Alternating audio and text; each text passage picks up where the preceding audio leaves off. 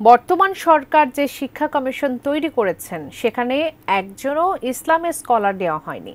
যাদের নেওয়া হয়েছে তাদের অনেকেই বিতর্কিত, বলেছেন ইসলামী আন্দোলন বাংলাদেশের আমির মুফতি সৈয়দ মোহাম্মদ রেজাউল করিম। শনিবার বিকেলে ইনস্টিটিউশন অব ডিপ্লোমা ইঞ্জিনিয়ার্স মিলনায়তনে ইসলামী যুব আন্দোলন বাংলাদেশের প্রতিনিধি সম্মেলনে প্রধান অতিথির বক্তব্যে এসব কথা বলেন তিনি বলেন, ১৯৮৭ সাল থেকে এ পর্যন্ত ব্যক্তিস্বার্থ, এমপি বা পদ পদবীর জন্য নীতি আদর্শ বিক্রি করা হয়নি। ইসলামী দলগুলোর সাথে আলোচনা হচ্ছে, দ্রুতই ঐক্য হবে।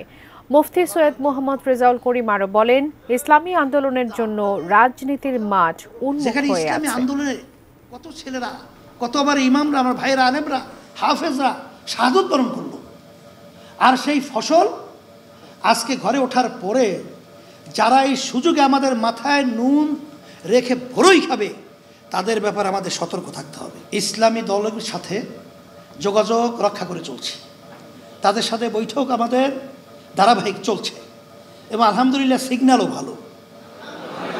তোমরা দোয়া করতে থাকো, আল্লাহ যদি কবুল করে।